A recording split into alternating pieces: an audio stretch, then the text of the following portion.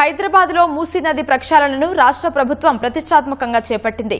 ఇల్లు కోల్పోయిన బాధితులకు పక్కా ఇళ్లను కేటాయించి వారికి న్యాయం చేస్తోంది. ఈ క్రమంలో కొందరు నిరుపేదలు మాత్రం తమకు గూడు రావడం లేదని వాపోతున్నారు. మూసీ బాధితులకు కేటాయిస్తున్న ఇళ్లను అసలైన లబ్ధిదారులకు కాకుండా కొందరు అక్రమార్కులు గద్దల్లా తన్నుకుపోతున్నారు. ముసారాంబాగ్, శాలివాహన నగర్, అంబేద్కర్ నగర్ బస్తీలో ఇళ్లు తొలగించిన బాధితులకు కాకుండా బయటి వారికి ఇస్తున్నారని ఆరోపించారు. మలక్పేట ఎమ్మెల్యే అనుచరులకు అనుకూలమైన వ్యక్తులకు కేటాయిస్తూ స్థానికులకు ఇల్లు కేటాయించడం లేదని ఆవేదన వ్యక్తం చేస్తున్నారు. కొందరు అక్రమార్కులు ఇదే అదునుగా ఇళ్లను అమ్ముకుంటున్నారని మండిపడుతున్నారు. ముసారాంబాగ్ మూసీ పరివాహక ప్రాంతాలైన Salivahana Nagar, Ambedkar Nagar, Sai huts, Lakshmi huts, Ajay huts లోని బాధితులు గత్యంతరం లేక చెట్ల కిందనే నివాసం ఉంటున్నారు. అధికారులు, ప్రభుత్వ పెద్దలు తమకు న్యాయం చేయాలని వేడుకుంటున్నారు.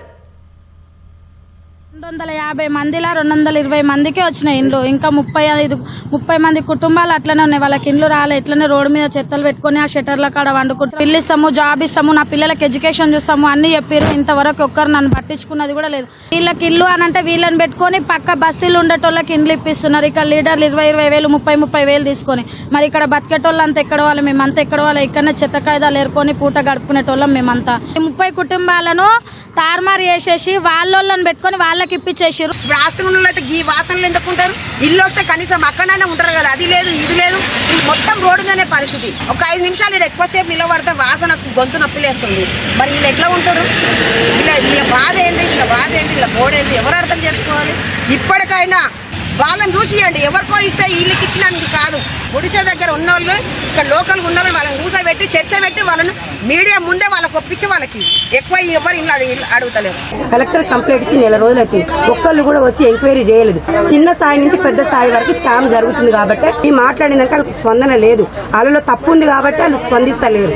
ఎందుకంటే ప్రతి ఒక్కరికి ఒక్కటే విజ్ఞప్తి చేసుకుంటున్నాం. అమ్మిన ప్రతి ఒక్క లీడర్ కి సరైన శిక్ష పడాలి. లీడర్లు మాత్రం జైలుకు పోవాల్సింది. ఒడ్డున ఉన్నప్పుడు నీళ్లతో ఇబ్బంది, కరెంటుతో ఇబ్బంది, ప్రతి ఒక్కటి ఇబ్బందితో ఉన్నాం సార్. ఇప్పటికి కూడా కరెంటు లేదు సార్. మా ఇండ్లు ఎక్కడ పోయినాయి? మరి ఇండ్లు మాకు మాకైతే ఇవ్వాలి కదా సార్. ఇక్కడనే ఉంటున్నాం కదా. మా బాధ, మా వేదన అంతా చూసుకొని ఇవ్వాలి కదా. మళ్ళీ మాకు ఇండ్లు ఇవ్వాలని మేము కోరుకుంటున్నాం. జూలై 2 తారీఖు నాడు 95 పట్టాలు ఇష్యూ చేశారు. మా అంబేద్కర్ నగర్ బస్సు మీద 95 పట్టాలు ఇష్యూ చేశారు. ఆ 95 మందికి ఎవరికి ఇచ్చారని మేము అడుగుతున్నాం.